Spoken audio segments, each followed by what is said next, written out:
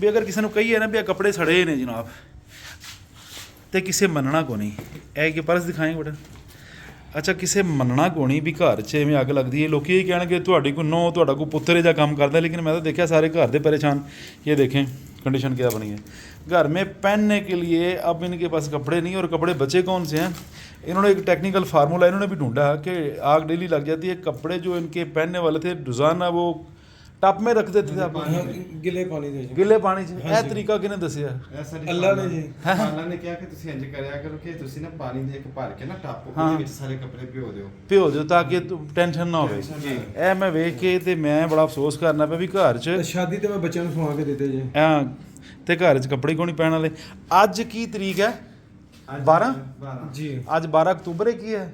10ਵਾਂ ਮਹੀਨਾ ਹੀ ਅੱਜ ਧਰਨਾ ਹੈ ਉਹਨਾਂ ਦਾ। ਹਾਂ, 12 ਅਕਤੂਬਰ ਹੈ। ਇਹ ਅੱਜ 12 ਅਕਤੂਬਰ ਵਾਲੇ ਦਿਨ ਜਨਾਬ ਇਹ ਫਿਰ ਇਹਨਾਂ ਦੇ ਘਰ ਜਨਾਬ ਇਹ ਅੱਗ ਲੱਗ ਗਈ।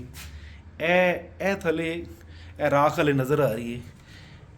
ਮੈਨੂੰ ਕਾਲ ਕੀਤੀ ਤੇ ਮੈਂ ਕਿਹਾ ਜੀ ਮੈਂ ਆ ਰਿਹਾ। ਮੈਨੂੰ ਤਾਂ ਕਿਹਾ ਬੜੇ ਦਿਨਾਂ ਤੋਂ ਰਿਹਾ ਸਨ ਤੇ ਮੈਂ ਨਹੀਂ ਆ ਸਕਿਆ। ਇੱਕ ਤੇ ਇਹ ਸਾਰੇ ਕੱਪੜੇ ਇਹ ਥੋੜ੍ਹੇ ਜਿਹੇ ਹਲੇ ਕਈ ਕੱਪੜੇ ਮਤਲਬ ਇਹਨਾਂ ਨੇ ਜ਼ਾਇਆ ਵੀ ਕਰ ਦਿੱਤੇ ਨੇ। ਮੇਰੇ ਕੋਲ ਵੀ ਇੱਕ ਦਫਾ ਤੁਸੀਂ ਕੱਪੜੇ ਲੈ ਕੇ ਆਏ ਸੀ ਪੰਡ ਬਣ ਕੇ। ਜੀ ਜੀ। ਉਹ ਮੇਰੇ ਕੋਲ ਪਿਆ ਹੋਏ ਨੇ। ਇਹ ਜਨਾਬ ਅੰਦਰ ਵੀ ਅੱਗ ਲੱਗੀ ਹੈ। ਹਾਂਜੀ ਹਾਂਜੀ। ਆਓ ਇਹ ਕਿਸ ਦਿਨ ਲੱਗੀ ਹੈ?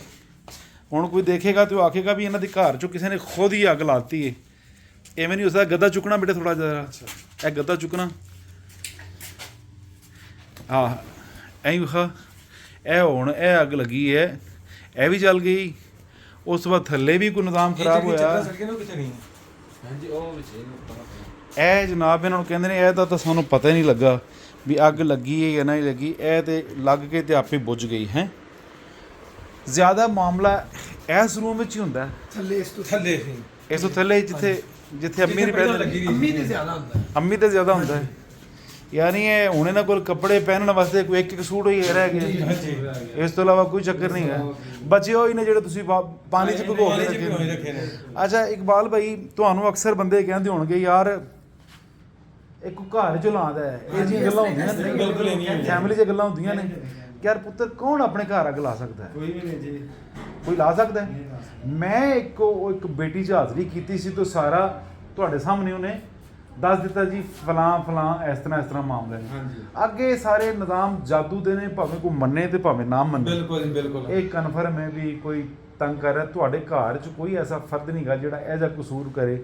ਉਹ ਸਾਰਿਆਂ ਦੇ ਕੱਪੜੇ ਸੜੇ ਨੇ, ਸਾਰਿਆਂ ਦੇ ਮਾਮਲਾਤ ਖਰਾਬ ਹੋਏ ਨੇ। ਤੇ ਲੱਗ ਰਹੀ ਸਵਾਲ ਦੇ ਟਾਈਮ ਤੇ ਕਿਸ ਟਾਈਮ? 12 ਵਜੇ 12 ਵਜੇ ਤੋਂ ਬਾਅਦ ਤਕਰੀਬਨ ਅਸਰ ਤੋਂ ਬਾਅਦ ਜਾਂ 2-3 ਵਜੇ ਦੇ ਤਕਰੀਬ 12 ਵਜੇ ਤੋਂ ਬਾਅਦ ਕੰਮ ਹੁੰਦਾ ਹੈ ਜਾਂ ਇਤਵਾਰ ਨੂੰ ਤੇ ਜਾਂ ਜੁਮੇਰਾਤ। ਇਹ ਤਾਂ ਉਸ ਦਿਨ ਉਸ ਚੀਜ਼ ਨੇ ਗੱਲ ਕਰ ਦਿੱਤੀ ਸੀ। ਲਿਹਾਜ਼ਾ ਮੈਂ ਜਿਹੜੇ ਮੇਰੇ ਬੀਨਾ ਜਿਹਨੇ ਦੋਸਤ ਅਹਿਬਾਬ ਨੇ ਉਹ ਦੇਖੋ ਤੁਸੀਂ ਵੀ ਇਹ ਬੱਚੇ ਖੁਦ ਕਰਦੇ ਪਏ ਨੇ ਜਾਂ ਕੋਈ ਗੈਰ ਬਾਰੀ ਮਖਲੂਕ ਕੋਲੋਂ ਕੰਮ ਲਿਆ ਜਾ ਰਿਹਾ। ਮੇਰਾ ਓਪੀਨੀਅਨ ਤੇ ਇਹ ਆ ਕਿ ਇਹ ਜਿੰਨਾ ਵੀ ਕੰਮ ਹੁੰਦਾ ਪਿਆ ਇਹ ਸਾਰੇ ਦਾ ਸਾਰਾ ਮੇਰਾ ਆਪਣਾ ਜਿਹੜਾ ਜ਼ਾਤੀ ਤਜਰਬਾ ਹੈ ਉਹ ਸਿਰਫ ਇਹ ਹੋ ਰਿਹਾ ਕਿ ਇਸ ਘਰ 'ਚ ਜਾਦੂ ਦੇ ਜ਼ਰੀਏ ਅੱਗ ਲਾਈ ਜਾ ਰਹੀ ਹੈ। ਘਰ 'ਚੋਂ ਕੋਈ ਅੱਗ ਨਹੀਂ ਲਾ ਸਕਦਾ। ਕੌਣ ਕਿੰਨਾ ਕੁ ਨੁਕਸਾਨ ਕਰੇਗਾ? ਕੋਈ ਐਸਾ ਬੱਚਾ ਜਾਂ ਬੱਚੀ ਨਹੀਂ ਜਿਹਦਾ ਸਮਾਨ ਨਹੀਂ ਜਲਿਆ। ਐਂ ਜੀ ਹੈ ਨਾ। ਅੱਛਾ ਕਰ ਦੇ।